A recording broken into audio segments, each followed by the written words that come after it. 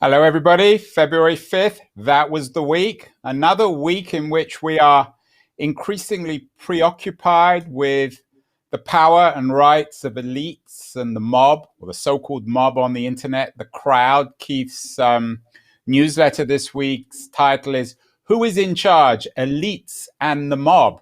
And one voice that is coming out of this, very strong and articulate and controversial, is David Sacks. Keith, you've been following his work this week. He's apparently the new media star. He's replacing Kara Swisher as the voice of Silicon Valley. What is David Sacks arguing about tech elites, platforms, and the so-called mob?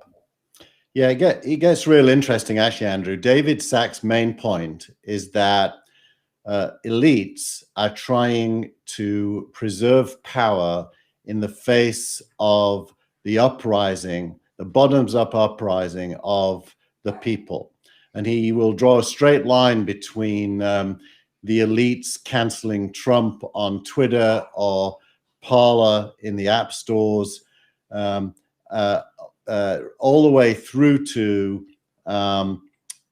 Discord closing down the Wall Street Bets forum that was discussing which stocks to buy and sell. So it's politically neutral, as in he's on the side of the people, whether it's the left elites that are trying to put them down or the right elites that are trying to put them down. And so he's basically looking at authoritarianism, as he calls it, the slippery slope to authoritarianism, where people with power are afraid of and therefore try to stop people that have no power. We even have a clip, a David Sacks clip, a video clip. Let's see that. I do, yeah. This is from yesterday, or day before yesterday, CNBC. Look, the First Amendment doesn't just contain a right to speech, it contains a right to assemble. Where do people assemble today? They assemble today online, on the internet, inside these giant social networking apps that have gigantic network effects. And if you get shut out of these apps, what is your effective free speech right in this country? If you get silenced and basically ghosted and deplatformed, you don't have a free speech right. Well, it doesn't cover the right to assemble on private property, though. I mean, I think that would be the point in a public space, right? Like, you can't come to my house and assemble, or into my business, in violation of the terms I set up for my business, and say that it's the First Amendment, right? No, but there are cases in California of protesters protesting on the private land of shopping malls, and the courts upheld their right to do that. There's a Supreme Court case called Packingham, which basically said that the state could not deny access to social media on the part of certain criminals. And so I think there is some legal justification here for saying that big tech companies shouldn't be able to shut people out with any due process of law at all. So there you go. It's the lack of due process by people in power is his kind of core belief. So how does that play out on the Robinhood front? What happens if a business is about to go bust because of the behavior of its users? Doesn't that business have a right to change the rules to preserve itself? Well, here's the problem. Once you become a public company, your stocks are traded by everybody. Is Robinhood public or private? It's currently private, but Robinhood is in the news not because of itself, but because of the shares of GameStop being traded on its platform. So really, Robinhood's a proxy for the discussion around what's happening to GameStop, sorry. And so if you think about the Wall Street shorting a stock or believing in a stock, behaviors that have existed forever. But up until now, it's mainly hedge funds that could short a stock and make money from it going down. What happened is the crowd figured out if they can buy a stock that's been shorted, they can put the stock price up and make the hedge fund lose its money whilst they make money. And they gathered 8 million people now. Last week when we discussed it, it was like 2.7 million. There's now 8 million people in Wall Street Bets prepared to buy stocks on the open public market to have a negative effect on short sellers. And that's the crowd on the one side that has, maybe $100 each to invest. And on the other side, you've got hedge funds with billions of dollars. The hedge funds, were able to put $3 or $4 billion into their coffers to protect themselves from this. Robinhood itself put $3.4 billion into its buffer that protects it from going bankrupt in about a week. So you can see how huge sums of money coming from a small number of investors on the one side, and then a huge number of investors with small sums of money on the other side. And it's, in a way, it's fair play. Nobody's breaking the law. It's like, we're going to kick your ass is the only thing that's really being said, which is what, to Sachs's point, is that is the rise of everybody against the elite. But this week, Keith, Robinhood changed its policy. So I don't think anyone's arguing against you. It's not a particularly controversial point that Robinhood has an obligation to allow its users to trade in stocks. I don't think anyone would argue with that. Yeah, it's not really about their rights. It's about throttling. So what happened is, you're quite right. It wasn't so much a policy change as they put some money in the bank, so they weren't going to go bankrupt anymore, so they could relax the constraints. But they did only relax the constraints. There's still limits on how many shares you can buy in about 10 stocks that are subject to this whole action. And that's not a political statement by Robinhood by any means. That's an economic reality, that there's only a certain amount they can let happen before they're in trouble. I think this week and so far in 2021, it's clearly the year in which the financial industry is being profoundly disrupted or transformed. We've said this before in previous years, but now we've hit the fan. What's hit the fan? Yeah. Well, everything that we thought we knew is being unwound. I'll just give you a couple of examples. The Wall Street bets thing, I think, is a bit of a sideshow, although it might be an indication of the future. We'll see. But there's two things that happened this week that are not a sideshow. The first is that a company called Carta, which manages stock tables for private companies, launched Carta X, which is a mini NASDAQ for private companies that are in the VC stage. And to test it, they did their round of financing on the platform themselves. They offered 24 hours. They raised $100 million from 1,500 investors on a platform. Normally, they would have gone to VCs for that. They would have been on the road for 3 months, as you and I once did back in the day, pitching lots and lots of VCs. And they would eventually choose a lead and maybe a couple of co-investors, and they would have raised their 100 million, and then they get back to work. They did it in 24 hours without any VCs on a trading platform. That's huge. And then the second thing that happened this week is more SPACs were announced, which is the next stage. It's the pre-IPO stage, which normally is done by people like Fidelity might be the investor, or pension funds might invest. That's now happening through SPACs. And then finally, two direct listings were announced. UiPath and Datadog both announced direct listings, which are a way of going public without doing a roadshow. And in the case of UiPath, raised $750 million prior to going public through this direct listing method. And that UiPath is your startup of the week. Bitcoin also continues its relentless march of transforming our financial institutions. This week, Visa announced something pretty interesting in terms of APIs and Bitcoin. What's Visa up to? So Visa announced that its banking partners, and that's another word for every bank in the world, its banking partners are going to allow customers direct Bitcoin purchases using their Visa cards. With an API. So sort of the Bitcoin equivalent to what Plaid was doing. And of course, the Visa deal with Plaid got nixed by the authorities. Yeah.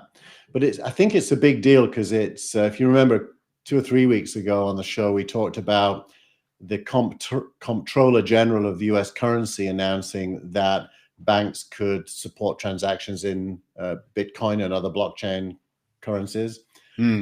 So what's happening is digital money is becoming mainstream. And I don't carry any, and I'm as you know, a profound reactionary. I don't carry cash around. I think in retrospect, this COVID thing, perhaps the most profound consequence in economic terms is the death of cash, which obviously benefits Bitcoin and all the rest of the fintech market. But it's not just finance, Keith, that is being transformed. It's not just disruption in the banks. It's also media, and this relentless disruption of media now is continuing with the latest Silicon Valley sensation, Clubhouse. I questioned it last week. Probably whenever I question something, it means it's a good bet. So anytime I say anything bad about a company, you should go and buy its shares. Clubhouse is blowing up, as you say, in China. What's the big deal about Clubhouse, Keith? I'll be honest with you, Andrew. I didn't really get Clubhouse at first when I first heard about it. And you can probably find quotes from me being skeptical. In the last 2 or 3 weeks, I've used it more. And what I've discovered, and I write about this in my editorial this week, is that Clubhouse has figured out what the next stage in interactive media is. If you go into Clubhouse, what you're going to find is a stage with speakers.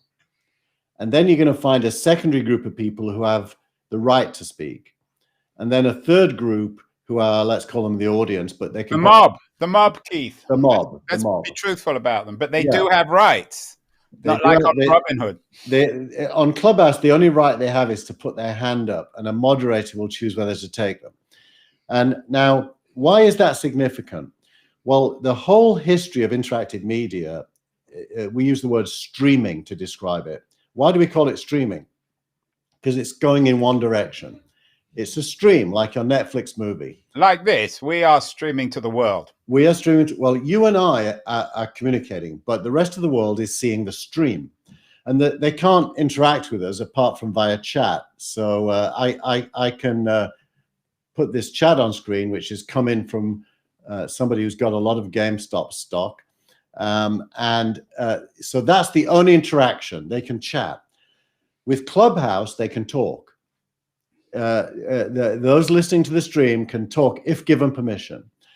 And so you're going beyond streaming and chat to streaming and voice interaction. So it's really replicating the world, the physical world. It's people in a room, and when people are in a room, they can all speak.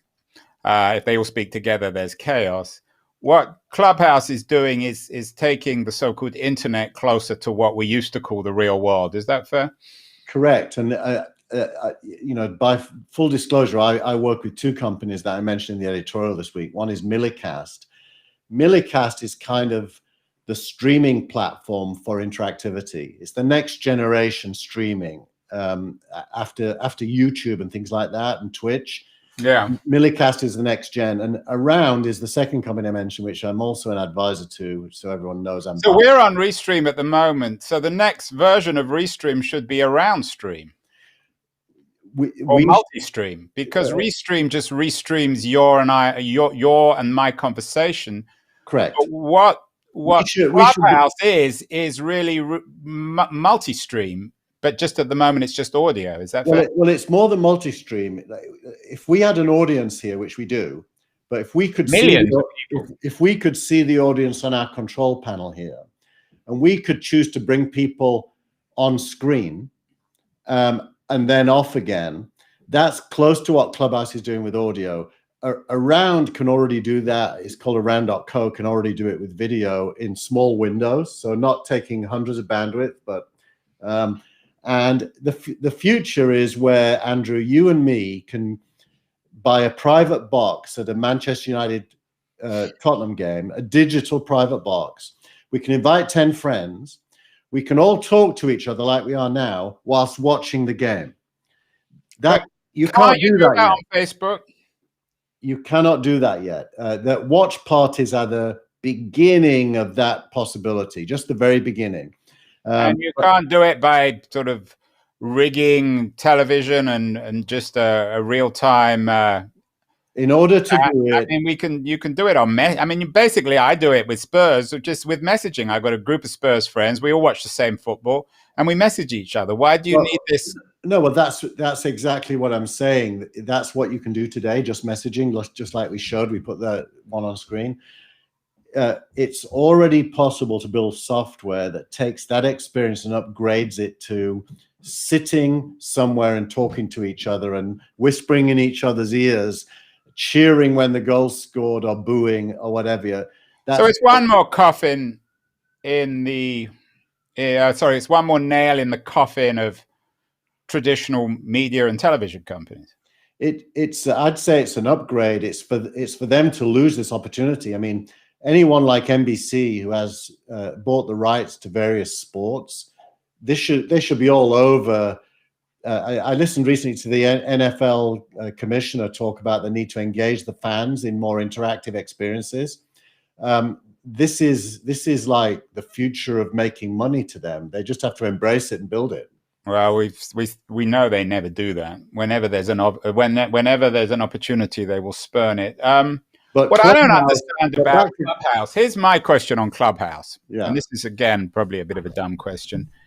Where are people finding the time to go on Clubhouse? What are they giving up? And who is doing it? And what can you do on Clubhouse that you can't do somewhere else? Well, I think most of the early adopters of Clubhouse, of which there are millions, by the way, most of the early adopters are people whose job requires networking. And so being on Clubhouse is part of their job. So it's a threat to LinkedIn, perhaps. I mean, what is Clubhouse killing? Because these companies always kill something. It's probably killing the time you would spend grabbing coffee. So LinkedIn should buy it. I'm not going to advise anyone. I can advise them. It's already worth over $1 billion. That's not a lot. It's for Microsoft. By the way, the company behind it technically is Agora. Agora is a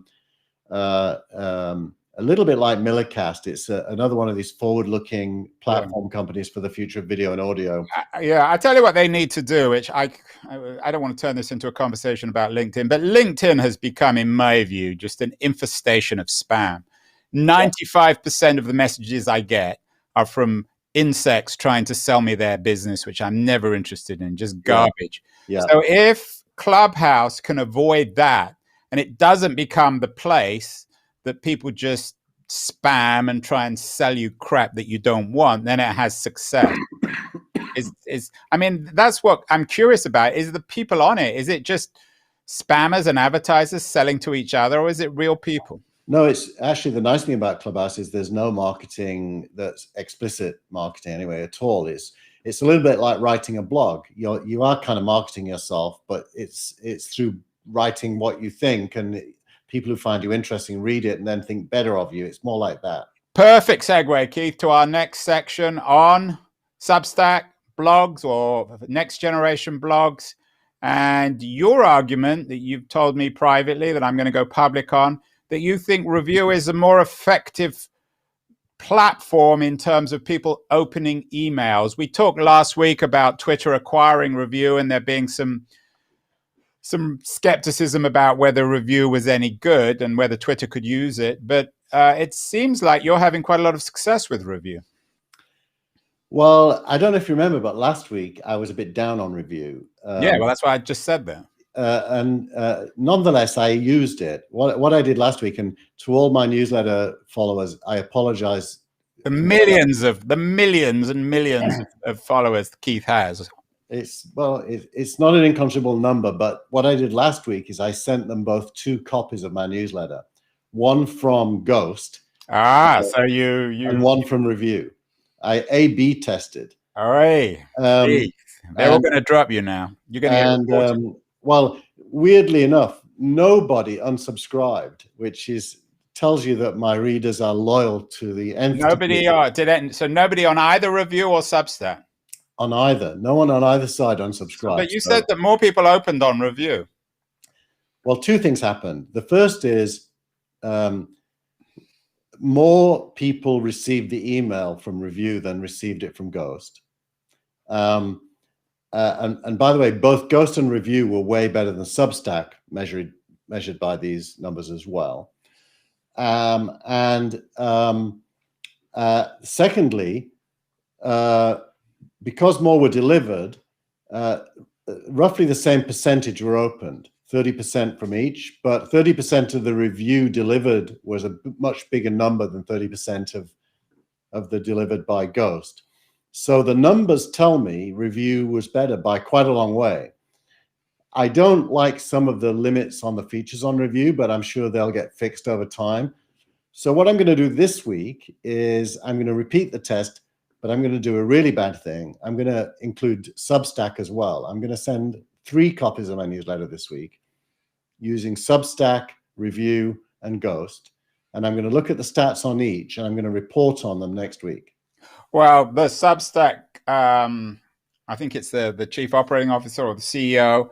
He has 2 really, I thought, amusing tweets on the news this week of Twitter and Facebook getting in the newsletter business. So perhaps you can put those on screen. Here's the first one. Hamish McKenzie. Is he the founder? What is his role at Substack?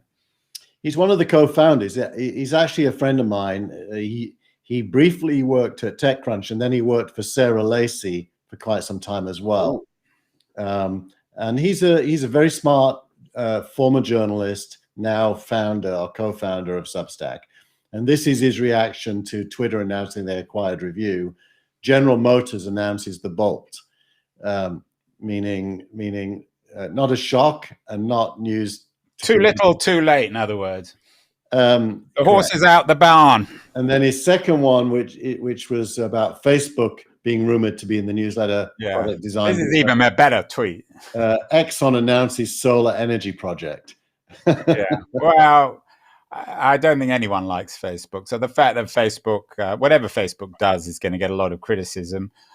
Can either Twitter, though, or Facebook really get into this business? Is it even, I mean, I think maybe Twitter I can understand, but Facebook, I don't think serious writers really trust Facebook or like Facebook, do they? Although I guess they have a lot of muscle when it comes to distribution. I think there's a kind of a bigger underlying question, which is how many newsletters does the world need or could sustain? Newsletter is now another word for an emailed blog. That's all it ever was. Yeah, my newsletter is an emailed blog, let's face it. Now, what's really happening, like us doing the video here and the Clubhouse interactivity coming into play, I think the near future is a near future where, let's broadly use the word influencers, where influencers can deliver pretty much a full omni-media experience to the people.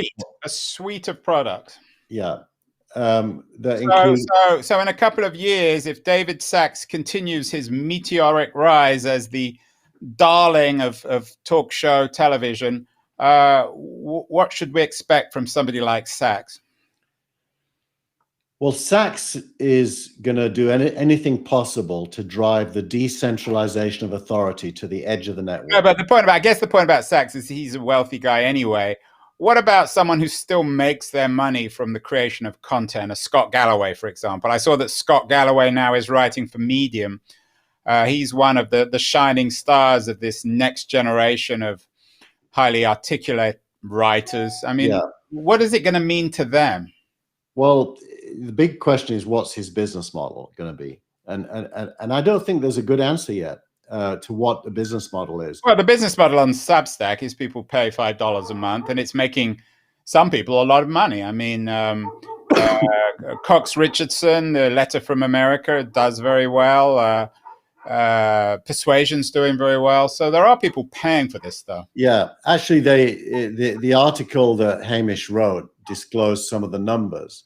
And he makes the point that something like 500,000 paid subscribers across all of Substack, and the top 10 writers make more than 15 million a year between. Yeah, it's a winner take all. I mean, it's a classic tech phenomenon of winner take all. You have the top 10 people taking probably 95% of the revenue, no middle class, and then an underclass of people who are just giving their stuff away for free and no one's going to pay for. So I don't really see the big deal here, actually. I tell you what I'm starting to see is like the diamond in the rough, which is every week now, maybe 5 to 10 times, I come across really well-written stuff, and increasingly it's coming from newsletters. And if you look at my newsletter, which is an aggregator, I curate this stuff. The stuff I'm choosing is incredibly high quality, more often than not, and is coming from newsletters and or Medium publications, which are kind of the same thing, supplemented by tweets, and that's different. I mean, and by the way, I'm looking for the good stuff, but I'm not finding the good stuff in the New York Times, the Wall Street Journal, Barron's. The good stuff is more and more from these other places. Well, that's because the New York Times and the Washington Post have become sort of echo chambers, I think, of liberalism. Yeah, that's true. I find myself not being able to watch Morning Joe on MSNBC anymore, which I used to love. Why? Because it's repetitive every day. And I think everybody in media is still suffering a hangover from Trump. I think we're still broadly waking up from the Trump years. No one knows what to do with oneself because we can't complain about Trump anymore. Right.